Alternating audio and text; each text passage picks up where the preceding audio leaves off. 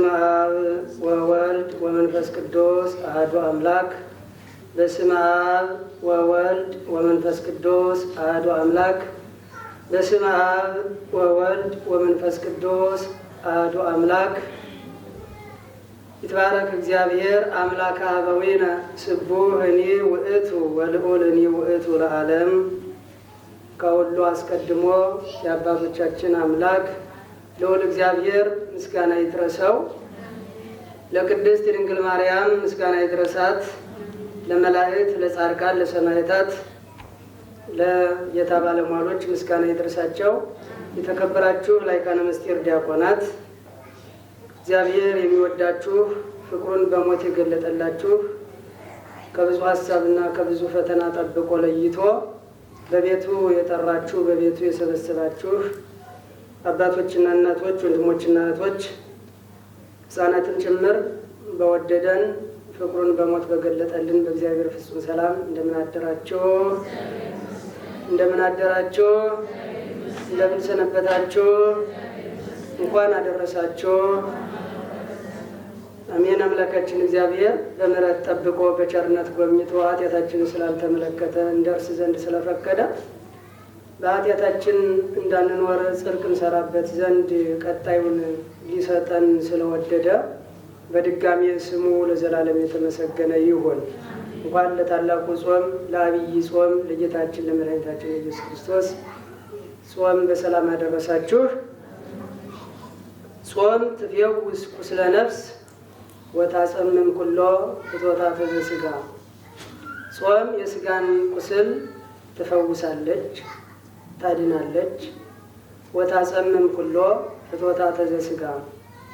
የሥጋ አላስፈላጊ ምኞት፣ የሥጋ አላስፈላጊ ፍላጎትን ታስወግዳለች ይላል ቅዱስ ያሬድ በድርሰቱ። እንግዲህ እንደሚታወቀው ከነገ ጀምሮ ታላቁ ጾም ይገባል።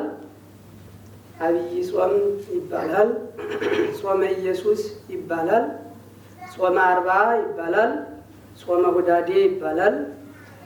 ብዙ ስያሜዎች አሉት። ነገር ግን ጌታችን ኢየሱስ ክርስቶስ ይህን ጾም ጾመን በረከት እናገኝ ዘንድ እርሱ ጾሙ የሰጠን ጾም ነው።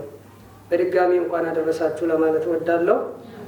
እንዳለመታደል ሆኖ ወይም ስላልተለመደ ብዙ ጊዜ እንኳን አደረሳችሁ የምንባባለው እኛ ጾሙ ሲያልቅ ነው፣ ፋሲካው ሲደርስ ነው።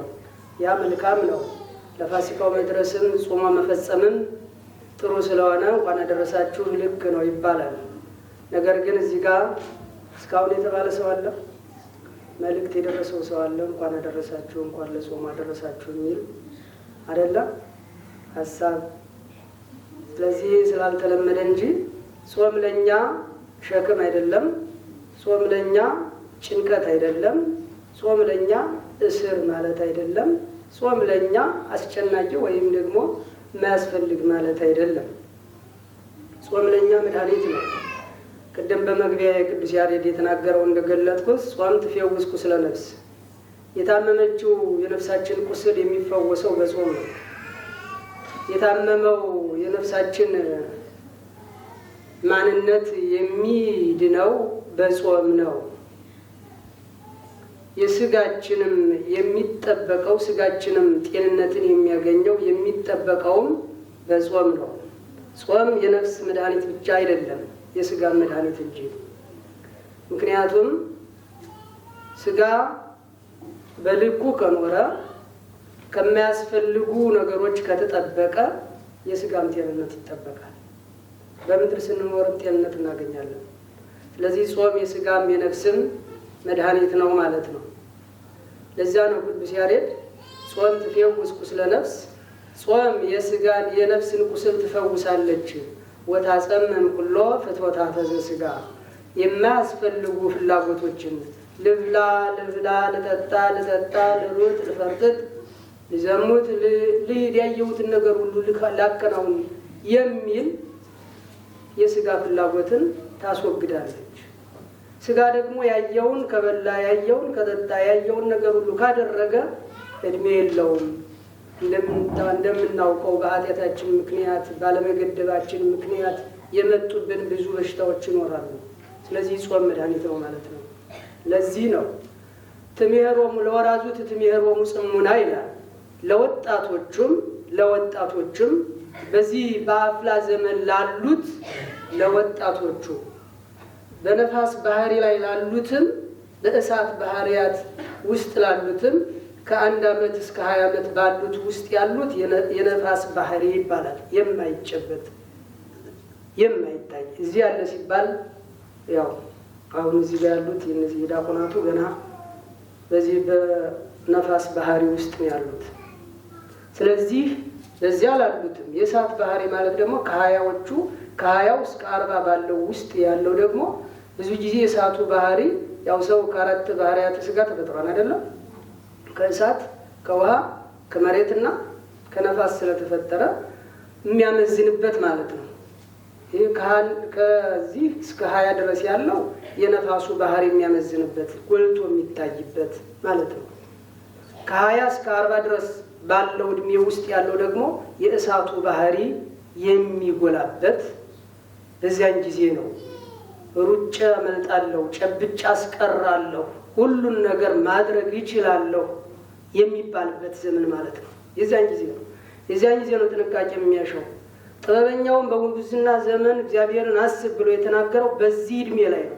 ክርስቶስም ቅዱስ ጴጥሮስን አደራ ሲሰጠው ጠቦቶችን ወይም ግልገሎችን አሰማራ፣ በጎችን አሰማራ ብሎ ጠቦቶችን ግን በዚህ እድሜ ውስጥ ያሉት ግን ጠብቅ ያለው በጉብዝና ወራት ሁሉን ማድረግ በሚቻልበት ወራት እግዚአብሔርን ማሰብ ስለሚያስፈልግ ያ ነውና፣ ስለዚህ በዚህ እድሜ ውስጥ ላሉትም ትምህሮሙ ጽሙና ማስተዋልን፣ መረጋጋትን እንደዚሁ ትዕግስትን ታስተምራቸዋለች ይላል። ስለዚህ ጾም በአጠቃላይ ወገኖችም ጾም በሁለት መክፈል እንችላለን። አንደኛው የህሊና ጾም የሚባለው ነው። የምን ጾም? የህሊና ጾም። ይሄ ደግሞ እስከ ህይወታችን ፍጻሜ ድረስ የምንጾመው ነው። ቅዳሜም እሁድም ወይም በዓለ ሃምሳ ወይም ብለን ማንመርጥለት የሰው ልጅ በህይወት ዘመኑ ሊያከናውነው ሊጾመው የሚገባው ሁልጊዜ ይሄ የህሊና ጾም ማለት ይሄ በህሊና የሚደረግ አይን ይጾም፣ እጅ ጾም፣ እግር ጾም ብሎ ቅዱስ ያሬድ እንደተናገረው አይን ይጾም ወእዝንኒ ይጾም ሰሚያ ህሱም፣ ጆሮም ክፉ ነገር ከመስማት ይከልከል የሚለው ይሄ አይቶ ማለፍ ሰምቶ ማለፍ ይሄ የሚባለው ለክርስቲያን በሙሉ በህይወት ዘመኑ ያደርገው ዘንድ ከክርስቶስ ያየውን በተግባር ይገልጠው ዘንድ ይሄ ነው። እንዲህ አታድርጉ ከመዚህ ግበሩ ብሎ ክርስቶስ እሱ አድርጎ ያለንን ነገር ሁሉ ስናደርግ ያ ጾም ይባላል። ያ ነው አታድርጉ የተባለውን አለማድረግ ይሄ መጾም ይባላል። ወይም አድርጉ የተባለውን ነገር ደግሞ አለማድረግ ይሄ ጾም አለመጾም ማለት ነው። ስለዚህ በአጠቃላይ የህሊና ጾም የሚባለው በህይወት ዘመናችን ውስጥ ልናደርጋቸው የሚከናወኑ የታዘዙትን ህጎች ስንጠብቅ ይሄ ጾም ነው የሚባለው። ይሄ ነው ትእዛዝን መጠበቅ፣ በስርዓት መጓዝ ማለት ነው። ይሄ ሁለተኛው ደግሞ ይሄ ከመብል ከመጠጥ ወይም በተለያዩ መንገድ በተለያየ ጊዜ የምንጾመው ጾም ይሄ ደግሞ ሁለተኛው ጾም ማለት ነው። በዚህ ማለት ነው። ይሄ ደግሞ በሁለት ይከፈላል። የአዋጅ ጾምና የፈቃድ ጾም ተብሎ የአዋጅ ጾም የሚባለው እነዚህ 7ቱ አጽዋማት አንደኛው አብይ ጾም ነው። ሌላኛው ደግሞ ጾመ ነነዌ፣ ጾመ ድህነት፣ ጾመ ሐዋርያት፣ ጾመ ፍልሰታ፣ ጾመ ነቢያት፣ ጾመ ገሃድ አጠቃላይ 7ቱ እነዚህ የአዋጅ የቀኖና የሥርዓት ጾም ይባላሉ። በተጨማሪ ደግሞ ከነዚህ በተጨማሪ የአዋጅ ጾም የሚባለው እንደዚሁ በተለያየ ምክንያት ከተለያየ ነገር እንጠበቅ ዘንድ ከሚመጣው እናመልጥ ዘንድ እንደ ነነዌ ሰዎች ጾሙ ተብሎ ስርዓት ለ7 ቀን ሊሆን ይችላል፣ ለ3 ቀን ሊሆን ይችላል። ለዚህን ጊዜ ተብሎ ቀን ተገድቦለት እንድንጾም ስንታዘዝ በአባቶቻችን ስንታዘዝ ይህም የአዋጅ ጾም ይባላል። ሌላው ደግሞ ከዚያው ከአዋጅ ጾም ውስጥ ወይም ከዚህ ከትእዛዛት ጾም ውስጥ ደግሞ አንደኛው ደግሞ ጾመ ንስሐ ነው።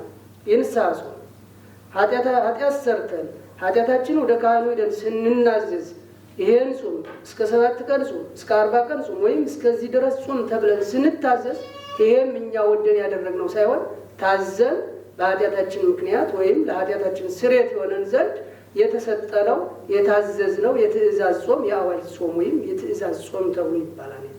ሌላኛው የፈቃድ ጾም ነው። የፈቃድ ጾም ራሳችን የምንወስነው ነው። ራሳችን የምንወስነው ማንም አያዘንም። ልክ በየፈቃድ ጾም አባቶቻችን ብዙዎቹ ይጾማሉ፣ እናቶቻችንም ይጾማሉ። እዚህ መካከልም ይኖራል፣ ግን አናውቃቸው። በፈቃዳቸው ስለሆነ ከጌታቸው ጋር ከአምላካቸው ጋር ተነጋግረው ስለሆነ የሚያደርጉት ገደቡን አናውቅም። ምናልባት ዛሬ ይበላል ብለን እኛ ልንበላ እንችል ይሆናል፣ ግን በፈቃዱ የሚጾም ካለ እሱ እኛ አናውቅም። ቅድም በጣም ነው የማመሰግነው በዚሁ አጋጣሚ በሃይማኖት አበው ሲነበብ ሰምታችሁ ከሆነ ይህንን የሚያመለክት ነው። በቃ የቤተ ክርስቲያን ስርዓት የቤተ ክርስቲያን አስተምህሮ አንዱ ከአንዱ ጋር የተዛመደ አንዱ ከአንዱ ጋር የተሰናሰለ ወንጌሉ ከምስባኩ ጋር መልእክቱ ከወንጌሉ ጋር ግብረ ሐዋርያቱ ከመልእክቱ ከወንጌሉ ጋር ከመዝሙሩ ጋር ተገናኝቶ ተጣምሮ የሚሄድ መሆኑ በዚህ የሚያሳይ ነው። ቅድም የተነበበው የሃይማኖት አበው ክፍል ይህንን የሚያሳይ ነበር። ወንድሜ ሆይ ይላል ስለ ጾም እየዘረዘረ ይመጣና ስለ ሕግ ጾሞች ከገለጠ በኋላ ከዛ በኋላ ጓደኛ ቢመጣ ወዳጅህ ቢመጣ ካንተ ጋራ ቢሆን ሊበላ ቢፈልግ አንተ ስለ ፍቅር ብለህ ስለሱ ፍቅር ብለህ ጾምህን ትተህ አብረህ ብላ ይለዋል። ይሄንን ምልህ ግን ይለዋል በአብይ ጾም ወይም በጾመ ኢየሱስ ወይም በሮብና በአርብ አይደለም፣ በፈቃድ በምትጾምበት ጊዜ ነው። ምክንያቱም አንተ በፈቃድ ነው እየጾምክ ያለው። በዚያን ጊዜ ወንድም ተቀይሞ ከሚሄድ ወይም ራሴን አልገልጥም ብለህ እንትን ከምትል ፍቅር ይበልጣልና ወንድምን እንዲያውቅብህ በዚያን ጊዜ ብላ በፈቃድ በምትጾምበት ሰዓት። ይሄ ነው ሰው እንዲያውቅብን የምናደርገው ነገር ነው ማለት ነው። ስለዚህ ከዚያ ውስጥ አሁን ግን የምንጾመው አብይ ጾም ከአዋጅ ከትእዛዛቶቹ ከቀኖና 7 አጽዋማት ውስጥ አንዱና ትልቁ ነው። ይሄን ደግሞ የጾመው ጌታችን ኢየሱስ ክርስቶስ ነው። በማቴዎስ ወንጌል ምዕራፍ 4 ከቁጥር 1 ጀምሮ ተመዝግቦ ታገኙታላችሁ። እንደተጠመቀ ከዮሐንስ ዘንድ ተጠምቆ ሳይውል ሳያድር ገዳመ ቆሮንቶስ ገብቶ ከቆመ ሳይቀመጥ ከዘረጋ ሳያት 40 መዓልት 40 ሌሊት የጾመው ነው። ማን የጾመው? ይገርማል። ጌታችን ኢየሱስ ክርስቶስ የጾመው ኃጢአት ኑሮበት ነው ወይስ ለምን ጾመው? እርሱ ምን አሉ? ቃል ቤት ያሰማልን። በእውነት የህይወት ቃል ያሰማችሁ። እንደዛ ነው። እንደሰማችሁት ባለፈው ታስታውሱ ከሆነ በበረት ሲወለድ በዮርዳኖስ ሲጠመቅ እርሱ ኃጢአት ኑሮበት ከኃጢአት ለመንጻት ሊቀደስ አይደለም። በባህሪው ቅዱስ ነው፣ በባህሪው ንጹህ ነው፣ በባህሪው ክቡር ነው። ነገር ግን ጥምቀትን ይባርክ ዘንድ ውሃውን ይቀድስ ዘንድ የዕዳ ደብዳቤያችን ይሰርዝልን ዘንድ ትህትናውን ይገልጥ ዘንድ ለእኛ አርአያ ምሳሌ ሆነን ዘንድ ትንቢቱ ይፈጸም ዘንድ በዮሐንስ እንደተጠመቀው ሁሉ ለእኛ አርአያ ይሆነን ዘንድ ጾም ጠቃሚ መሆኑን አስቀድሞ ለነበሩት አባቶቻችን በቀደመው ዘመን አስተምሯል። በነቢያቱ ያድሮ ጾም እንደሚጠቅም ቀድሞ ገልጦላቸው ነበረ። ሲጾሙም ነበረ፣ ጾመውም ተጠቅመውበታል። ይመጣ ከነበረው መቅሰፍትም አምልጠውበታል። የነነዌን ሰዎች ይዋቸው፣ ሌሎቹና አስቴርንም ስታያቸው ሁሉም ብዙዎቹ አባቶቻችን ቅዱሳኑ ልጅ ሲቸግራቸው የሆነ ነገር ሲቸግራቸው እግዚአብሔርን በጾም በጸሎት ጠይቀው ያጡት ነገር የለም። ነቢዩ ሙሴም 40 መዓልት 40 ሌሊት በሲና ተራራ ጾሞ መጨረሻ ላይ የቃል ኪዳኑን ታቦት የተረከበው በዚያ ከጾም ፍጻሜ በኋላ ነው። ስለዚህ ጾሙ ብሎ ክርስቶስ አዞ ነበረ። አዞት የነበረውን እርሱ በስጋ ማርያም ሲገለጥ በስጋ ሲመጣ ሲመላለስ የማይጠቅም ቢሆን ኖሮ አልፎት ይሄድ ነበር። ትእዛዝን የሰራው እርሱ ትእዛዙን ይፈጽማልና ትእዛዝን የሰጠ ትእዛዝን ያከብራልና እንጠመቅ ዘንድ ያዘዘ ተጠመቀ። በቤተ መቅደስ ገብተው እንደ ሕግ መጻሕፍትን ወይም ሕግ ጠባያትንና ሕግ መጻሕፍትን እየፈጸመ አድጎ በኋላ ደግሞ እንደተጠመቀ በገዳመ ቆሮንቶስ ገብቶ 40 መዓልት 40 ሌሊት ጾመ። ጠቃሚ መሆኑን ለኛ አረጋገጠልን።